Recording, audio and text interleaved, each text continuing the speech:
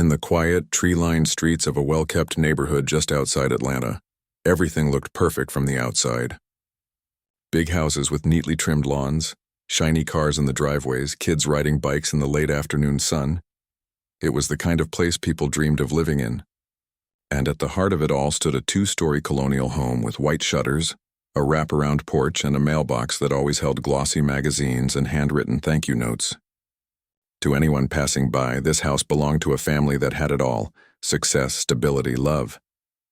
Inside, the man of the house carried himself like someone used to being in control. He wore tailored suits even on weekends, spoke in calm, measured tones, and always had an answer ready, whether it was about taxes, school districts, or the best brand of olive oil. Neighbors admired him. Colleagues respected him. His children called him Dad, with a mix of affection and caution. He never raised his voice in public, never lost his temper at PTA meetings, never showed anything but polite composure at dinner parties. If you judged him only by what you saw, you'd think he was the kind of father and husband people wrote about in parenting books. His wife moved through the house like a shadow, graceful, quiet, always smiling when guests were around. She organized charity luncheons, baked cookies for the school bake sale, and wore soft cardigans that matched her calm demeanor. But if you watched closely, you might notice how her eyes darted toward the staircase when he came home from work, or how she'd flinch slightly if a cabinet door slammed too hard. She never complained, never asked for help, and whenever someone asked how she was doing, she'd say, "Oh, just fine. Couldn't be better," with a smile that didn't quite reach her eyes. They had 2 children, a boy of 10 and a girl of 7, who were polite, well-dressed, and always on their best behavior. They said please and thank you, did their homework without being reminded, and never argued in front of adults. But they also rarely laughed out loud. They spoke in hushed tones even when playing. And they never ever brought friends home after school. Keeping this household running smoothly was a woman who arrived before sunrise and left after sunset, 6 days a week. She'd been with the family for over 6 years, longer than most nannies or cleaners lasted in homes like this. She didn't live in the main house, but in a small converted garage apartment with a single window that faced the backyard. It wasn't fancy, but it was clean, quiet, and hers. She kept her life simple. Church on Sundays, a weekly call to her sister back in Macon, and a worn-out photo of her late mother pinned above her bed. She didn't talk much, not because she was unfriendly, but because she'd learned long ago that in houses like this, silence was safer than speech. She'd seen too many women like her, black, working class, invisible, lose their jobs over a misunderstood word or a question asked at the wrong time.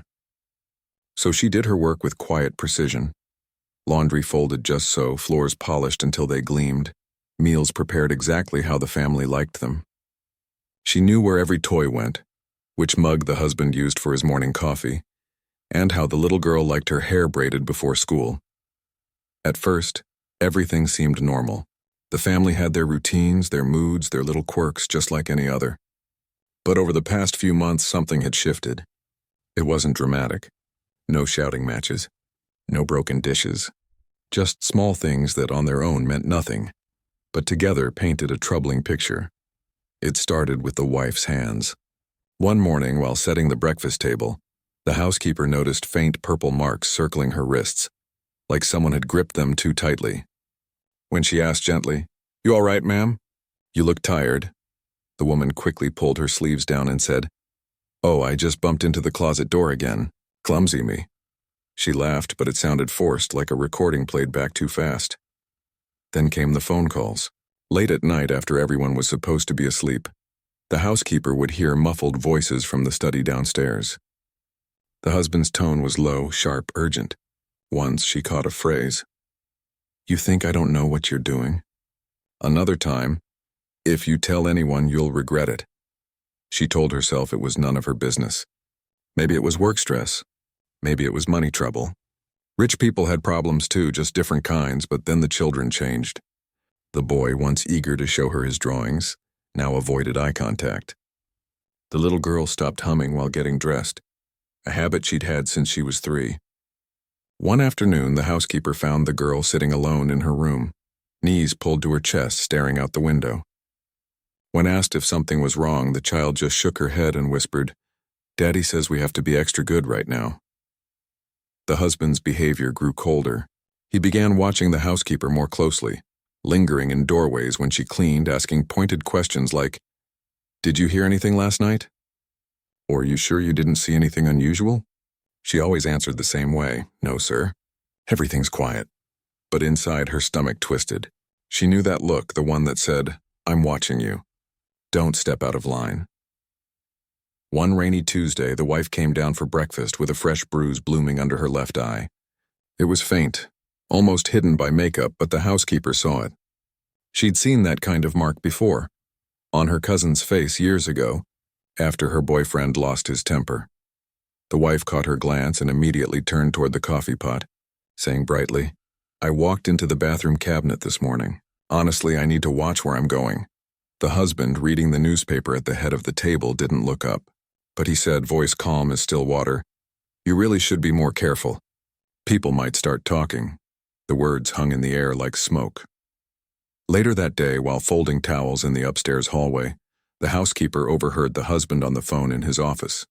"No, there's no problem here," he said, voice smooth and confident. "Everything's under control. She's just emotional lately. You know how women get." He chuckled, but it wasn't a real laugh. It was the kind of laugh people use to shut down concern.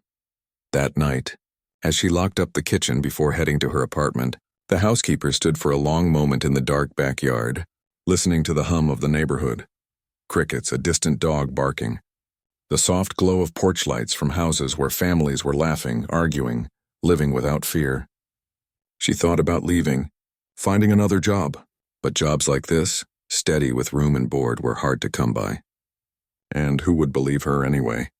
A black woman accusing a respected white man of something so ugly. She'd seen how the world worked. She knew the odds. Still, something inside her wouldn't let go. It wasn't just about the bruises or the hushed arguments.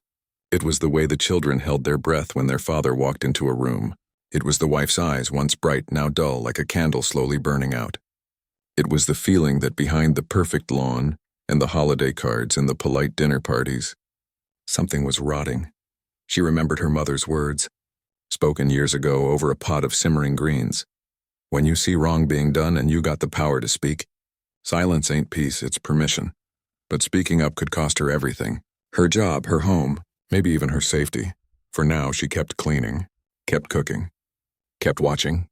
Because in a house where everyone pretended nothing was wrong, someone had to remember the truth. And so, as the days passed, she began to notice more. The way the husband checked his wife's phone when she wasn't looking, how the wife stopped wearing short sleeves even in the Georgia heat, how the children's school folders were always tucked away quickly, as if their drawings or report cards might reveal something they weren't supposed to show.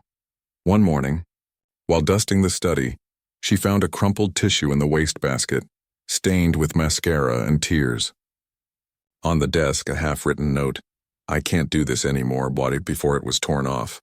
She smoothed it out with trembling fingers, then tucked it into her apron pocket. Not as proof, not yet. Just as a reminder that she wasn't imagining things. That evening, the husband came into the kitchen while she was washing dishes. He leaned against the counter, arms crossed, watching her. "You've been here a long time," he said, not unkindly, but with an edge beneath the words. "You know how things work in this house?" "Yes, sir," she replied, not turning around. "Good," he said, "because some people, they see things that aren't there. They make up stories, ruin lives over nothing." He paused. "But you're not like that, are you?" She turned off the faucet, wiped her hands on her apron, looked him in the eye. "No, sir. I just do my job," he nodded, satisfied, walked out without another word. But that night, lying in her small bed, listening to the rain tap against the roof, she made a decision. She wouldn't speak, not yet. But she wouldn't look away either. She'd watch. She'd remember. And if the moment came when someone needed help, she'd be ready. Because in a world where powerful men could hide behind polished smiles and perfect lawns, sometimes the only truth came from the person no one thought to listen to, the one who cleaned the floors, folded the laundry, and saw everything. But said nothing. Not yet. The days stretched on, heavy and quiet, like a blanket pulled too tight. The housekeeper kept doing her work, sweeping, mopping, cooking, but now she moved through the house with her eyes open wider, her ears tuned to every sigh, every creepcore, eek of the floorboards, every pause in conversation that lasted a beat too long. She didn't want to pry, but she couldn't unsee what she'd already seen. It started with the phone again. Not the main house line, but a second phone, the kind you buy with cash, no name attached.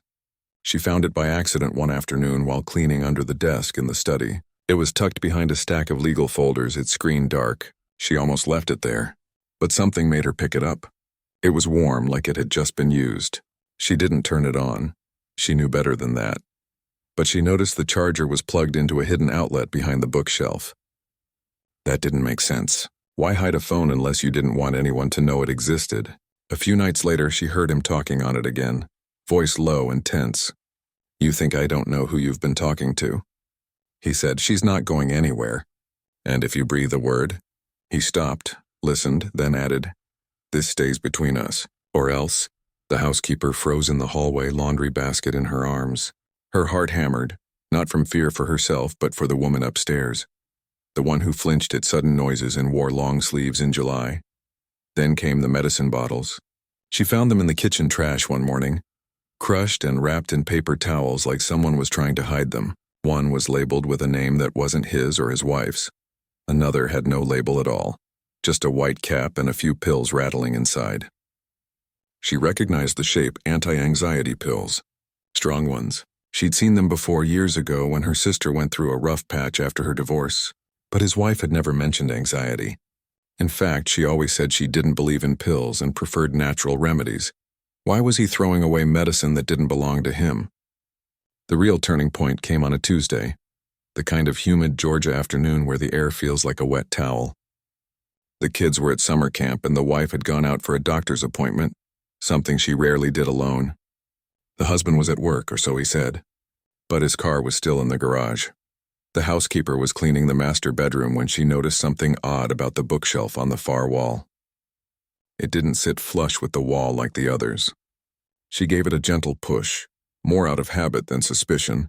Sometimes shelves shifted in old houses, but this one didn't budge. Then she saw it, a tiny gap near the bottom, almost invisible where the wood met the baseboard. Curious, she ran her fingers along the edge. There was a slight give, a latch her breath caught. She glanced at the door. The house was silent. No cars outside, no voices. Just the hum of the air conditioner. She pressed the spot again. With a soft click, a section of the bookshelf swung inward, revealing a narrow metal safe built into the wall. She didn't open it. Not right away. She just stared at it, her hands trembling slightly. This wasn't normal. Rich people had safes, sure, but usually for jewelry, important papers, maybe a gun. But why hide it behind a fake bookshelf? Why keep it secret from your own wife? She stepped back, closed the panel, walked out of the room like nothing had happened, but she couldn't stop thinking about it. That night after dinner, the wife came into the kitchen looking exhausted. Her hair was pulled back, her face pale. She poured herself a glass of water and leaned against the counter, eyes closed for a long moment. "You okay, ma'am?" the housekeeper asked softly. The woman opened her eyes. "Just tired," she said. Then after a pause, "He's been stressed. Work stuff." The housekeeper nodded, but she didn't believe it. Work stress didn't leave bruises. Work stress didn't make you hide phones and medicine and secrets behind bookshelves. Over the next few days, she watched more closely. She noticed how the husband checked his wife's phone whenever she left it on the table. How he stood too close when she talked to neighbors as if listening for something. How he'd ask casually, "Who'd you talk to today?" Or, "Did anyone call while I was out?" One evening, while folding laundry in the upstairs hallway, she heard the wife crying, soft, muffled sobs behind her bedroom door. She almost knocked, almost asked if she could help. But she remembered the look in the husband's eyes the last time she'd shown concern. So she stayed quiet, but she listened, and what she heard broke her heart. "I didn't do anything wrong," the wife whispered, voice cracking. "I just wanted to talk to someone. I'm so tired." There was no reply. Just silence. Then the sound of footsteps walking away. The next morning, the wife came down for breakfast with red-rimmed eyes and a forced smile. "Beautiful day, isn't it?" she said brightly, as if nothing had happened. The housekeeper wanted to say something, to reach out, but she knew the rules of this house. Pretend everything's fine. Keep your head down. Don't make waves. Still, something inside her was changing. It wasn't just worry anymore. It was a quiet anger, slow, steady like a fire under wet wood. She thought about her own life. The years she'd spent working in homes like this, watching people pretend their pain didn't exist. She thought about her mother who'd once told her, "When you see a bird with a broken wing, you don't walk past. You stop, you help, but helping wasn't simple. Not here. Not when the man in charge had money, power, and a reputation to protect." Then, one afternoon, she got her chance.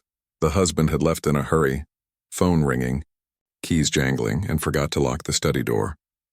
The housekeeper was vacuuming the hallway when she saw it, the door slightly ajar. She hesitated. She knew she shouldn't go in, but the image of that hidden safe wouldn't leave her mind. She stepped inside. The room smelled like leather and old paper. Sunlight streamed through the blinds, cutting stripes across the desk. She walked straight to the bookshelf, heart pounding. Pushed the hidden latch. The panel opened. This time she didn't hesitate. She turned the dial on the safe. 3 numbers he must have used often because they were worn smooth. She tried his birthday. Nothing. His wife's. Nothing. Then she tried the kid's school number. Still nothing. Frustrated, she ran her fingers over the dial. And that's when she saw it. Tiny scratches near the numbers 2, 7, and 9, like someone had turned them over and over. She tried 279. The safe clicked open. Inside there was no jewelry, no important documents. Just 3 things: a thick envelope of cash, the burner phone she'd seen before, and a photograph. She picked up the photo with trembling fingers. It showed the wife, smiling, standing beside a man who wasn't her husband. They were at a park, sunlight on their faces, her arm looped through his. On the back, in neat handwriting, "For always remembering me." T-tum and a date. Just 6 weeks before the wife's car accident that left her with a broken arm and 3 weeks in bed. The housekeeper's stomach dropped. This wasn't just a secret. This was a reason she didn't take the photo. She didn't touch the cash, but she memorized everything. The amount of money, at least $5,000. The phone's color, black with a crack on the corner. The man's face in the picture, kind eyes, short beard, wearing a baseball cap. She closed the safe, closed the panel, walked out of the study like she'd never been there, but everything had changed. That night she couldn't sleep. She lay in her small bed staring at the ceiling, the image of that photo burning in her mind. Was the wife having an affair? Maybe, but even if she was, did that justify the bruises? The fear? The way the children tiptoed around their own home? No, nothing justified that. She thought about calling someone, a friend, a pastor, but who would believe her? And what if the husband found out she'd been in his study? She could lose her job in an instant. Worse, he might hurt her too. Then she remembered something. A few months ago, her church had hosted a guest speaker from a local nonprofit that helped people in dangerous home situations. The woman had handed out cards with a phone number and said, "If you see something, say something. Even if you're not sure, we'll listen." The housekeeper still had that card. It was tucked in her Bible, right behind the Psalms. The next morning before sunrise, she sat at her small kitchen table in the garage apartment, the card in her hand. Her fingers hovered over her phone. She took a deep breath and dialed. A calm voice answered. "This is the family safety line. How can I help you?" The housekeeper didn't give her name. She didn't say where she worked. But she told them everything: the bruises, the hidden phone, the safe, the photo, the children's silence. She spoke slowly, clearly, like she was testifying. The woman on the other end listened without interrupting. When she finished, there was a pause. Then, "Thank you for calling. What you're describing, it's serious. And you're not alone." They talked for nearly an hour. The woman explained that what she was seeing could be signs of coercive control, a pattern of behavior used to dominate and isolate someone. It wasn't just about physical violence. It was about fear, control, cutting someone off from help. "You're doing the right thing by paying attention," the woman said gently. "But please don't confront him. Don't let him know you suspect anything. Your safety matters too." They gave her advice: keep notes. Write down dates, times, what she saw or heard. Take photos if it's safe. Don't delete anything. And if she ever felt in immediate danger, call 911. Before hanging up, the woman said, "You have a choice now. You can walk away, or you can help stop this. Either way, we'll support you. The housekeeper hung up, her hand still shaking, but not from fear. From purpose. Over the next week, she became a quiet detective. She kept a small notebook hidden in her prawn pocket. Every night, she wrote down what she observed. July 12th. Wife wore turtleneck in 90-degree heat. Said she had a sunburn, but no redness on face or arms. July 14th. Overheard him say, "You think I don't know about your little calls?" She cried in kitchen after he left. July 16th. Found torn piece of paper in trash. Can't live like this. She also started paying attention to the children. She left little notes in their lunchboxes, just hearts or smiley faces, to remind them someone cared. She made their favorite cookies on tough days. Small things, but maybe, just maybe, enough to let them know they weren't alone. One afternoon, the little girl came into the kitchen while she was chopping vegetables. She stood quietly by the counter watching. "You okay, sweetie?" the housekeeper asked. The girl nodded, then whispered, "Daddy says Mommy's sick, but she doesn't have a fever." The housekeeper's heart ached. "Sometimes," she said carefully, "people get sick in ways you can't see. But that doesn't mean they don't need help." The girl looked at her, eyes wide. "Can you help her?" "I'm trying," the housekeeper said softly. "In the best way I know how." That night she called the safety line again. This time she mentioned the children's fear, the wife's isolation, the hidden money. The woman on the phone said, "This is escalating. We may need to involve law enforcement, but only when it's safe. For everyone." The housekeeper understood. Rushing in could make things worse. The wife might deny everything out of fear. The husband could destroy evidence. The kids could be punished. So she waited, watched, remembered. And then one evening it happened. She was bringing in the laundry from the backyard when she heard it. A sharp cry from the master bedroom. Not loud, not dramatic, but full of pain. She froze, listened. "Don't lie to me." The husband's voice, low and dangerous. "I saw the text." "Who is he?" I swear I didn't tell anyone." The wife pleaded. "You think I'm stupid? You think I don't know what you're planning?" There was a thud.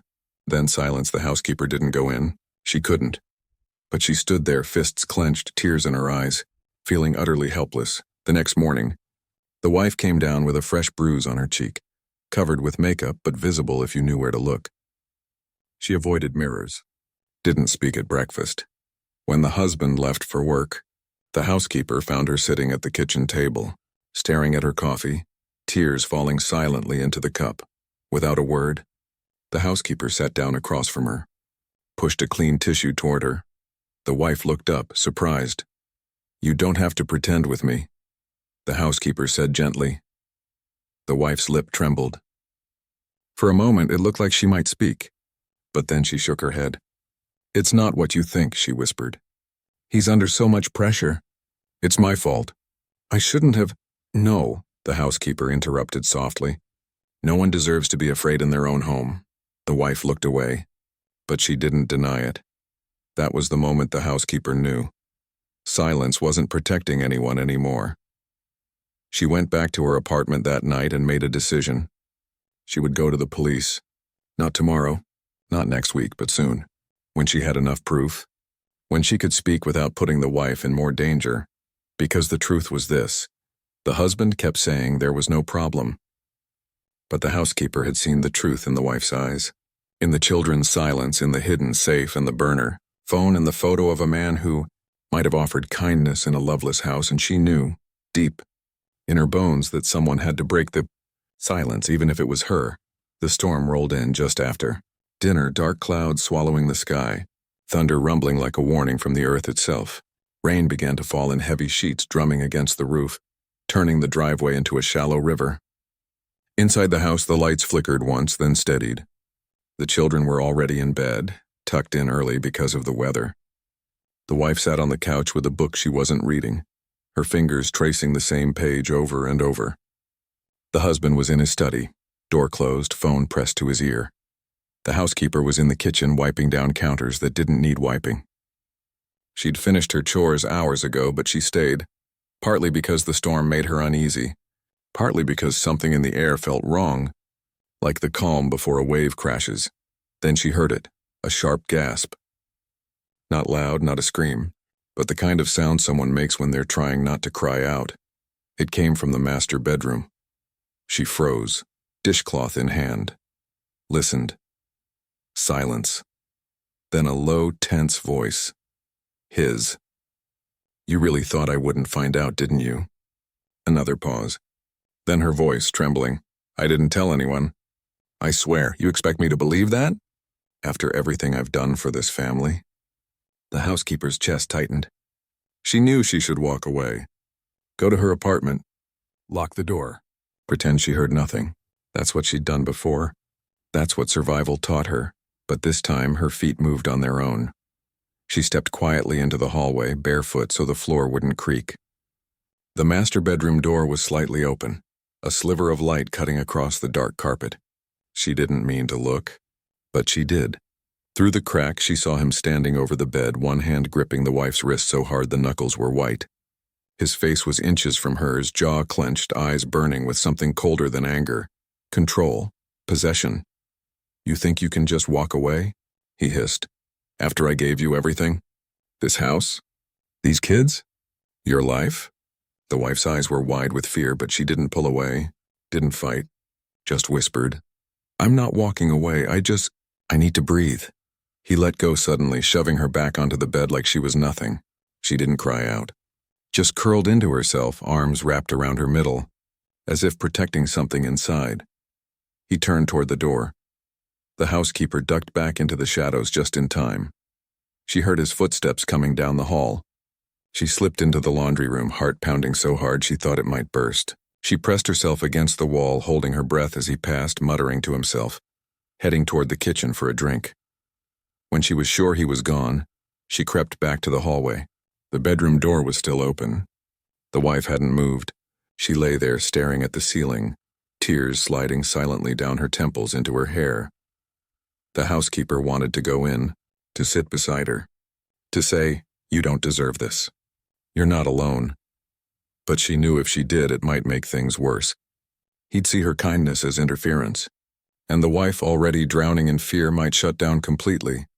So she stayed in the hallway just out of sight, until the wife finally sat up, wiped her face, and turned off the light. That night, the housekeeper didn't sleep. She sat by her window, watching the rain blur the streetlights, listening to the wind howl through the trees. Her mind replayed the scene over and over. The grip on the wrist, the look in the wife's eyes, the way she'd curled into herself like a child trying to disappear. She thought about her own sister, years ago, who'd stayed with a man who broke her ribs by accident during an argument. She'd made excuses for him for months. He was stressed. He didn't mean it. It won't happen again. Until one night he shoved her down the stairs. She survived, but she never walked the same way again. The housekeeper had been young then, powerless. But now she had eyes. She had memory, and she had a choice. The next morning, the house felt different, heavy. The children ate breakfast in silence. The wife wore a high-collared blouse and kept her head down. The husband acted normal, polished shoes, crisp shirt, calm voice, but his eyes kept darting toward his wife, watching her every move like a hawk. At one point, he caught the housekeeper looking at the wife's bruised cheek, now faint, but still there under the makeup. He gave her a slow, deliberate look. Not angry, not threatening, just aware, as if to say, "I know you saw, and you'd better forget." She nodded slightly and went back to clearing the table. But inside, something had snapped. Later that day, while folding the wife's laundry, she found a note tucked in the pocket of a robe. It was crumpled, written in shaky handwriting. "If I disappear, it wasn't an accident." Her hands shook as she read it. She didn't put it back. She slipped it into her own pocket, next to the small notebook where she'd been writing everything down. That afternoon, she called the safety line again. This time, her voice was steady. "It's getting worse," she said. "Last night, he hurt her, I saw it. And this morning, she wrote a note like she's afraid for her life." The woman on the other end didn't hesitate. "You need to go to the police today." "But what if she denies it?" the housekeeper asked. "What if he finds out it was me?" "Then we protect you," the woman said firmly. "There are laws for that. And if she denies it now, that doesn't mean she will later." But if no one speaks up, nothing changes, ever. The housekeeper hung up, her mind racing. She thought about waiting, gathering more proof. But what if next time he didn't just grip her wrist? What if next time he didn't stop? She couldn't wait. That evening, after the husband left for a business dinner and the children were asleep, she knocked softly on the wife's bedroom door. "Come in," came the tired reply. The housekeeper stepped inside. The wife was sitting on the edge of the bed, still in her day clothes, staring at her hands. "I found this in your robe," the housekeeper said gently, holding out the note. The wife's face went pale. She reached for it, then pulled her hand back. "You shouldn't have read that." "Didn't mean to," the housekeeper said. "But I'm worried for you. For the kids." The wife looked away. "He's not a bad man. He's just under so much pressure. If people knew his job, his reputation, everything would fall apart." "And what about you?" the housekeeper asked softly. "What about your life?" The wife didn't answer, but a tear slipped down her cheek. "I'm going to the police," the housekeeper said, not as a threat but as a fact. "Not to hurt him. To stop this. Before it gets worse." The wife's head snapped up. "No, please don't. He'll lose everything. The kids will be humiliated. I can't handle that."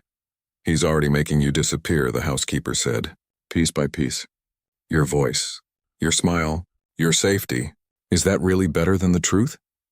The wife buried her face in her hands. "I'm scared," she whispered. "I know," the housekeeper said. "But you don't have to be alone in it." They sat in silence for a long time. Rain tapped against the window. Somewhere down the hall, a floorboard creaked. Finally, the wife looked up. Her eyes were red but clear. "If you go, don't say I told you anything. Say you saw it yourself. Because if he thinks I talked—" She couldn't finish. The housekeeper nodded. "I'll say what I saw. Nothing more." That night she gathered everything, the notebook with dates and details, the photo she'd secretly taken of the hidden safe, using her phone when the house was empty, a voice recording of one of his late-night calls. Georgia law allowed one-party consent, so it was legal, and the crumpled note. She didn't sleep. She sat at her small table going over it all, making sure it was clear, factual, calm. No emotions. Just truth. The next morning she called in sick, a first in 6 years. She dressed in her best clothes, clean slacks, a modest blouse, her hair neatly braided. She put on her only pair of low heels, the ones she wore to church. She wanted to look like someone who mattered, someone worth listening to. She walked to the bus stop, heart pounding with every step. The sun was bright. Birds were singing. It felt wrong, like the world didn't know what she was about to do. At the DeKalb County Police Department, she sat in the waiting area for nearly an hour. People came and went. Cops in uniform, families filling out forms, a man arguing loudly about a parking ticket. No one looked at her. She was just another woman in plain clothes, sitting quietly with a folder in her lap. Finally, an officer called her name. She followed him down a hallway to a small interview room with a table, 2 chairs, and a recording device. He was polite but skeptical. Mid-40s, tired eyes, coffee stain on his shirt. "So," he said, sitting down, "you work for the Whitmore family?" "Yes, sir. And you're reporting?" "What exactly?" She took a deep breath. "Domestic abuse, emotional control, possible financial coercion, and I believe the wife is in danger." He leaned back. "Mr. Whitmore is a well-known attorney, active in the community, sits on the school board. You sure about this?" "I saw him grab her wrist hard enough to bruise," she said calmly. "I've heard threats. I've seen her hide injuries. And I found hidden cash, a secret phone, and a photo that suggests he's using it to control her." She laid out her evidence page by page, fact by fact. No drama, no exaggeration. Just what she'd seen, heard, and documented. The officer listened, taking notes. At first, his expression was doubtful. But as she spoke, especially when she played the short audio clip of him saying, "If you tell anyone, you'll regret it," his posture changed. He sat up straighter, asked more questions. Why didn't the wife come herself? He asked. "Because she's afraid," the housekeeper said, "and because he's made sure she has no one to turn to. But I'm not family. I'm staff. He doesn't think I matter, so he didn't hide things from me as carefully." The officer nodded slowly. "You understand this could put you at risk, right? If he finds out." "I know," she said. "But someone has to speak up, even if it's just me." He studied her for a long moment. Then he said, "We'll look into it quietly, for now. Thank you for coming forward." She left the station feeling lighter than she had in months, not because it was over, but because she'd finally done something real. That evening, she returned to the house. The husband was home early. He stood in the kitchen, arms crossed, watching her as she hung up her coat. "You were gone all day," he said. "Said you were sick." "Yes, sir. Stomach flu." He stepped closer. "You didn't go anywhere important, did you?" Her heart raced, but she kept her voice even. "Just the clinic. Got some medicine." He stared at her for a long time. Then he smiled, a thin, cold smile. "Good, because we all have our roles in this house. And as long as everyone sticks to them, everything stays peaceful." She nodded. "Yes, sir." But as she walked past him to start dinner, she held her head a little higher. Because peace wasn't silence. Peace was safety. And she'd just taken the first step toward giving that back to someone who'd lost it. Later that night, as she lay in bed, she thought about the wife. Would she be angry? Relieved? Scared? Maybe all three. But one thing was certain: the lie was over. The father could keep denying there was a problem. But now, someone had told the truth, and truth once spoken doesn't go back into the shadows. The days after she went to the police felt like walking on glass, every step careful, every breath measured. The housekeeper returned to her routine, but nothing felt the same. The air in the house was thick with something unspoken, like a storm that hadn't broken yet. The husband watched her more closely now, not with anger, but with a quiet, calculating gaze, as if trying to read her thoughts. He'd linger in doorways while she cleaned, ask casual questions like, "You sleep okay last night?" Or, "That clinic, was it busy?" She answered simply, never offering more than asked, never letting her voice shake. She expected him to fire her, to accuse her, to make her life unbearable. But he didn't. Instead, he acted like nothing had changed. Polite at meals, calm in conversation, even leaving a $20 bill on the kitchen counter with a note that said, "For your trouble." It should have felt kind. But it felt like a warning, like he was reminding her, "I'm still in control. And I can be generous, as long as you stay in your place." She didn't touch the money, left it on the counter until the wife quietly took it away the next morning. Meanwhile, the wife seemed even more withdrawn. She barely spoke, moved through the house like a ghost, and avoided eye contact with everyone, even her own children. Once, the housekeeper found her sitting in the laundry room, staring at a pile of folded shirts, tears streaming down her face. When she looked up and saw the housekeeper, she quickly wiped her cheeks and stood. "Just tired," she whispered, and walked out. But the housekeeper knew it wasn't just tiredness. It was fear, guilt, maybe even shame. She wanted to say, "It's not your fault. You don't have to carry this alone," but she held her tongue. Pushing too hard could push the wife deeper into silence. Then, 3 days after her visit to the police station, a woman showed up at the front door. She wasn't in uniform. Just a simple blouse, slacks, and a calm presence that filled the porch. She introduced herself as a social worker with the county's family safety unit and said she was following up on a wellness check for the children. The husband answered the door, all charm and confusion. "Wellness check? Whatever for?" "The kids are fine. Straight A students involved in sports, happy as can be."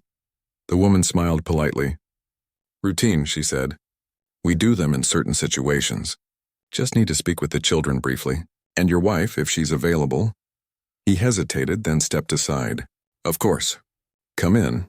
The housekeeper watched from the kitchen window as the woman sat with the boy and girl in the living room.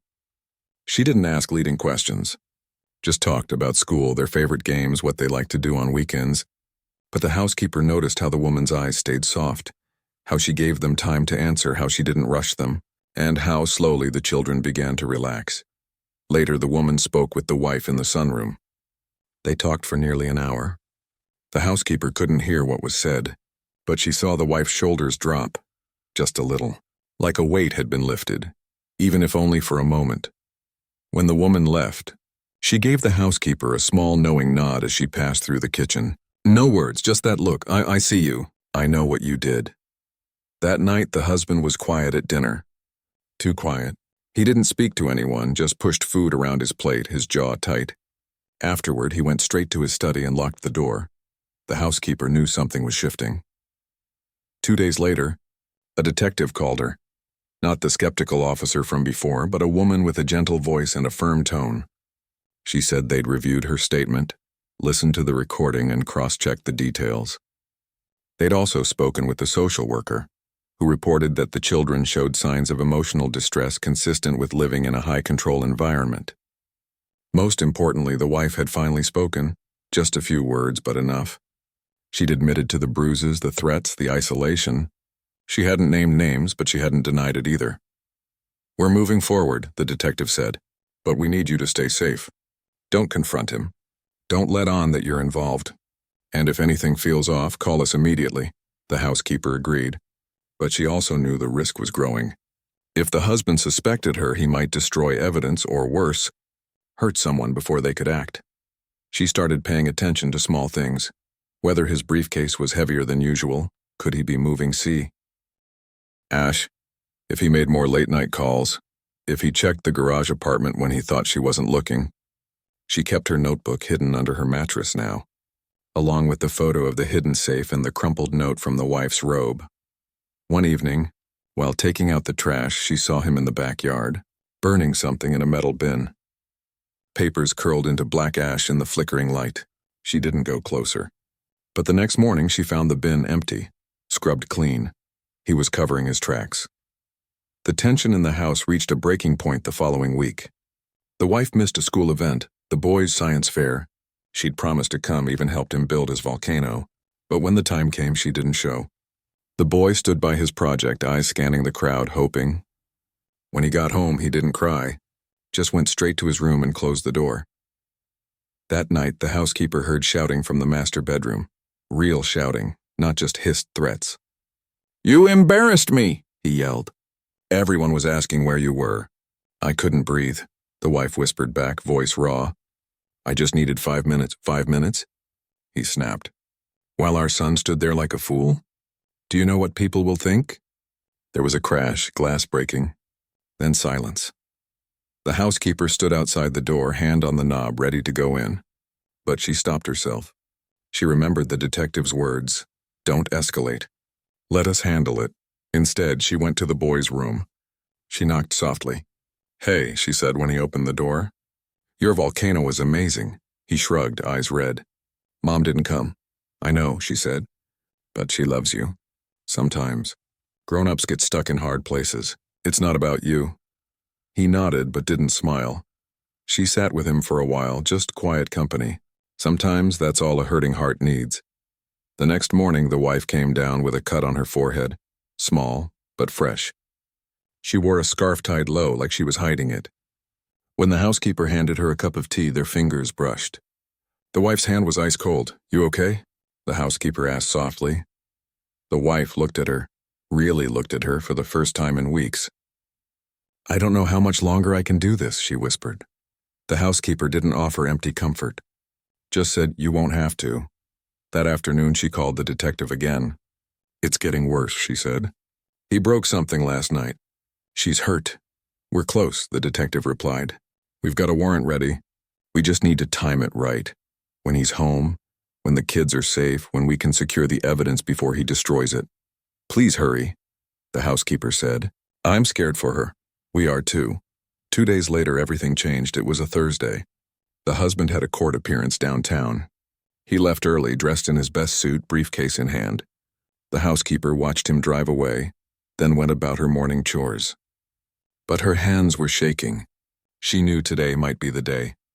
At 10:17 a.m., 3 unmarked cars pulled up quietly to the curb. 2 detectives and 2 officers got out. One stayed at the driveway. The others approached the front door. The housekeeper met them at the door before they could knock. She led them straight to the study, pointed to the bookshelf. One of the officers found the latch immediately. The safe opened with the same code she'd discovered, 279. Inside, they found more than she'd seen. Not just cash and the burner phone, but a handgun, unregistered, printed text messages showing threats to the wife, and a ledger detailing large cash withdrawals over the past year, money that never showed up in their joint accounts. Upstairs, the wife sat on the edge of her bed, pale but calm. When the detective asked if she was okay, she just nodded and said, "I'm ready to talk." The children were taken gently to a neighbor's house, a trusted family the social worker had arranged in advance. By noon, the husband was in custody. He'd been arrested at the courthouse during a break in proceedings. The news spread fast in their neighborhood. By evening, people were whispering behind closed doors, shocked that the perfect family had such darkness inside. The housekeeper stayed through it all. She packed a small bag for the wife, clothes, toiletries, the kids' favorite stuffed animals. She made sure the refrigerator was stocked with easy meals. She even left a note on the kitchen table for the wife. "You're stronger than you know, and you're not alone." That night, for the first time in weeks, she slept without listening for footsteps. But the next morning, reality set in. She didn't have a job anymore.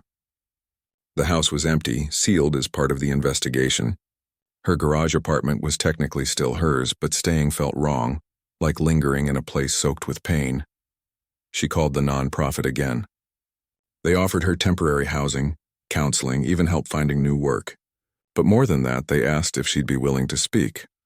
Not to the media, but to other domestic workers to share what she'd learned. "You showed incredible courage," the woman said. "Your actions saved a family." The housekeeper didn't feel like a hero. She felt tired, shaken, but also clear, like fog had lifted.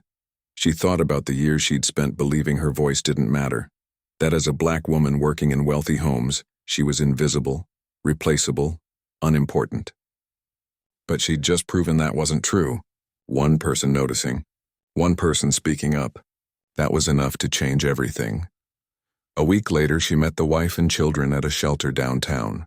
They were safe, clean, eating real meals for the first time in months. The boy ran to her and hugged her legs. "You came back," he said. "Of course I did," she said, ruffling his hair. The wife looked healthier already, her eyes brighter, her shoulders straighter. "Thank you," she said, voice thick with emotion. "I didn't think anyone would believe me." "You didn't have to say a word," the housekeeper replied. "I saw it, and I knew it was wrong." They sat together for a long time, just talking about nothing important, just life, the weather, the kids' favorite cartoons, the taste of real coffee after weeks of weak, watered-down brew. As she walked home that evening, the housekeeper passed a park where children were laughing on swings. She stopped and watched them for a moment, free, loud, unafraid. She thought about all the people who'd told her to mind her business, to stay in her lane, to be grateful for what she had. And she realized, sometimes minding your business means seeing someone drowning and throwing them a rope even if you're not supposed to. She didn't know what came next. A new job? A new home? Maybe even helping others like her find their voice. But for the first time in a long time, she felt peace. Not the fake kind built on silence, but the real kind. Built on truth, and that was enough. The courtroom was quieter than she expected. No shouting, no dramatic outbursts. Just the soft rustle of papers, the low hum of the air conditioner, and the weight of everyone holding their breath. The housekeeper sat in the back row, hands folded in her lap, wearing the same simple blouse and slacks she'd worn to church for years. She didn't want to stand out, but today she knew she would. Across the aisle, the wife sat with the children, flanked by a victim advocate and a social worker. She looked different, stronger somehow. Her hair was neatly combed, her posture straight, and though her hands trembled slightly, she kept her eyes forward. The boy held his sister's hand under the table, both of them dressed in clothes that actually fit, not the slightly too big hand-me-downs they'd worn for months. At the defense table, the man who had once commanded every room he entered now looked small. His expensive suit hung loose on his frame. His hair was uncombed. He kept glancing toward the back of the room, searching, until his eyes landed on the housekeeper. For a heartbeat, their gazes locked. There was no anger in his look, no rage, just something colder, disappointment, like he couldn't believe she'd betrayed the unspoken rule, that servants see but never speak. She didn't look away. The trial moved slowly, as trials do. Prosecutors laid out the evidence, the hidden safe, the burner phone with threatening messages, the ledger showing secret cash withdrawals, the unregistered handgun, the medical records documenting repeated injuries disguised as accidents. Audio clips played, his voice, calm and controlled, saying things like, "You'll never leave this house and no one will believe you over me." Then came the testimony. The wife spoke first. Her voice was soft at first, barely above a whisper. But as she went on, describing the isolation, the constant monitoring, the way he'd cut her off from friends, family, even her own thoughts, it grew steadier. She didn't cry. She just told the truth, plain and clear, like she was finally free of the need to protect him. When the prosecutor asked why she stayed so long, she said, "Because he made me believe I had nowhere else to go, and that if I left, I'd lose my children forever." The children didn't testify, too young, too fragile, but their drawings were entered as evidence. One showed a stick-figure family with the father drawn twice as tall as everyone else, arms outstretched like walls. Another had the words, "I miss Mommy's laugh," scribbled in the corner. Then it was the housekeeper's turn. She walked to the witness stand with her head high, though her knees felt weak. She placed her hand on the Bible, swore to tell the truth, and sat down. The prosecutor asked simple questions. "How long did you work for the family?" 6 years, 3 months. "What made you start to worry?" "I saw things that didn't add up." Bruises, she said, were accidents. Fear in her eyes when he walked into a room. The children stopped laughing. "Did you confront him?" "No.